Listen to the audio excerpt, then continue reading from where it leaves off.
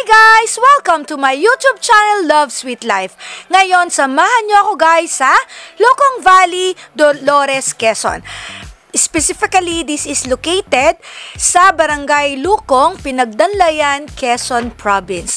Guys, nature tripping again tayo dito kasi ang pupuntahan natin ay isa sa medyo malayo from Manila, pero hindi ganun super layo kasi actually Dolores, Quezon lang ito. Nasa mataas tayong lugar, kung mapapansin nyo guys, napaka-popular ng lugar na ito kasi pwede itong gamitin for prenups and other pictorials kasi ang ganda ng place. Alam nyo yun, ang tema niya is more on nature, pero meron din silang mga facilities dito. Sa pagpasok pa lang natin sa area na to, meron tayong makikita na gantong napakaganda na bubungad sa ating mga paningin. Diba guys? Ang cute-cute nito at actually overlooking ang area na to. Napakataas ng elevation which is very highly recommended. Highly pa. Recommended sa mga tao na gustong mag-unwind and more on makatanaw ng mga kagaya nito na napakagandang paligid, more on nature. Sabi ko nga kanina, nature tripping tayo kasi laki nung area which is very good kasi tinan nyo naman ang matatanaw nyo dito, plantations, vegetations, yung mga bundok, talagang surrounded by so many trees and plants na napaka-relaxing sa mata. Tingnan nyo, halos lahat ay green ang makikita natin sa lugar na ito. Now, this one, kung kayo ay manggagaling sa San Pablo proper, siguro around 30 to 40 minutes nandun na kayo. So, more or less kasi dagdag nyo na lang kung magkakameron ng traffic, pero ganun lang siya kalapit. Hindi siya talagang isolated places, pero sasadyain mo dahil maganda yung area na ito. Kilalang kilala ito sa Quezon dahil alam nyo walang entrance fee unless meron kayong mga facilities na gagamitin. Now, later, titingnan natin mabuti kung ano pa yung mga gustong ipakita o yung mga inio-offer nila na mga facilities dito mismo sa Lukong Valley. Now, this one, hindi na ito sabihin nating bago kasi medyo ilang years na talaga siyang nandyan at alam natin na talagang dinadayo ito ng mga alam niyo mga taga-ibang lugar na gusto talagang puntahan kasi medyo mahal, di ba, pag pupunta tayo ng Tagaytay, mataas yung magagastos nating pera, marami tayong magagastos na expenses, but in this case, ang ganda na ng quality ng adventure na makukuha natin, pero hindi ganun kamahal kasi nga, bukod sa walang entrance, talaga namang hindi ka mabibitin sa paggala dito dahil ang laki-laki ng kanilang area. So, matatanaw natin parang may mga semi na burol.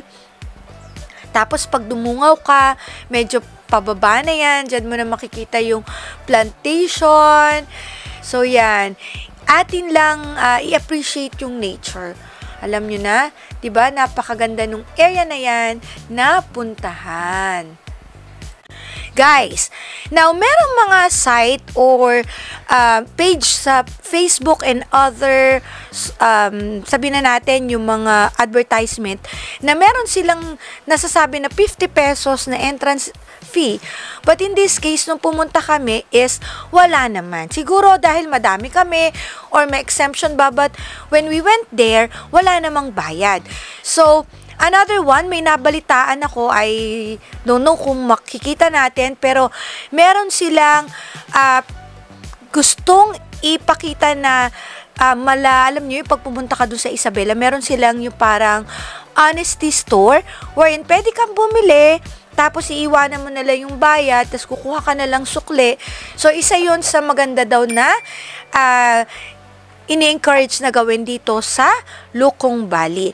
Now, this one is open around roughly 8 a.m. to 5 p.m. So, from Monday to Sunday, open naman sila. So, baba tayo guys dito sa area na to. At ating explore yung kalawakan nitong kanilang area. Tingnan nyo naman, di ba? May paganan pa. Kung nagbabawas ka ng timbang, gusto mong magkaroon ng workout, edi bumaba ka dito, di ba? So, parang feeling mo nasa hacienda ka.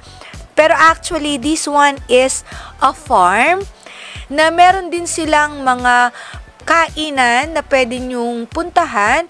At the same time, kaya kapag kayo ay nagugutom, so pero meron naman mga makakainan dyan around the vicinity. O yan, di ba? May paganyang effect. Para lang ikaw ay bababa mula sa kastilyo, di ba? May ganong feeling. So, medyo ingat lang dito if let's say for example, pupunta kayo dito na medyo umuulan, lalo na ngayon. Pinuntahan namin ito nung tag-init pa, pero kung ngayon ay pupunta ka, medyo maulan, so be very careful kasi makikita mo naman yung gilid is talagang lupa. So, alam natin, pag nabasa yun, magiging maputik lang. So, kita nyo naman, nag-i-enjoy ang mga kids, and at the same time, yung mga young at heart, na sawang-sawa na, alam nyo, pumunta sa mga malls, mag-shopping. Diba, pag ganito, nakaka-trigger nung ating other side wherein marirelax, makakaramdam ka ng kakaibang feeling kasi nga, you're becoming one with nature.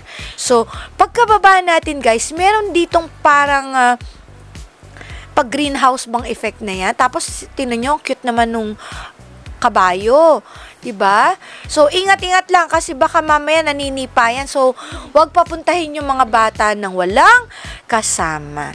I don't know if they're letting you use this or ito ba ay for rent, pero hindi namin na-try na itanong dun sa owner o dun sa mga caretaker dito kung kasama yan. So, kita nyo naman, diba, dun sa likod, ang daming taniman ng dragon fruit.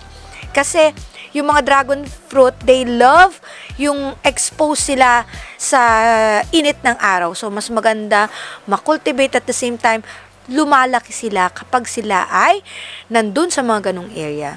So, nandito tayo sa baba, yung area na yan, sa may taas dyan tayo galing kanina, para naman makita nyo yung different sides ng Lukong Valley. Yan. Akyat na ulit tayo.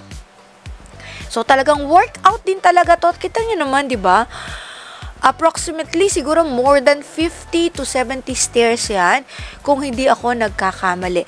The good thing is, malapad naman yung kanilang mga steps or mga stairs. Kaya, kung let's say, for example, may mga bata, or masakit yung tuhod mo, nahihirapan ka umakyat, hindi magiging ganun ka-challenging for you yung pag-akyat at pagbaba. Kaya nga lang ay, yung gilid kasi walang harang, so be careful lalo na, kagaya ng sinabi ko, kapag pupunta ka dito sa mga pagkakataon na medyo maulan. So, doble ingat lang. So, dito naman sa side na to kasi, mataas na, good thing, naglagay na sila dyan ng, yan, alam nyo yung parang harang. So, I forgot the term. Pero, maganda yon, it's a big thumbs up kasi, ay meron ng kahit paano protection on the side na delikado na baka malaglag ka kasi matarik na.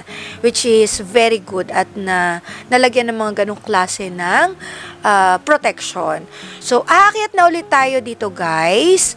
So, talagang medyo more on nature lang talaga siya. So, kung na-appreciate nyo yung ganyang mga bagay, tas meron silang parang platform na sabihin na natin mala view deck na makikita mo rin itong mga punong ito. So, kung bitin ka dun sa other side, bakit hindi mo puntahan naman itong area na to, which is very good.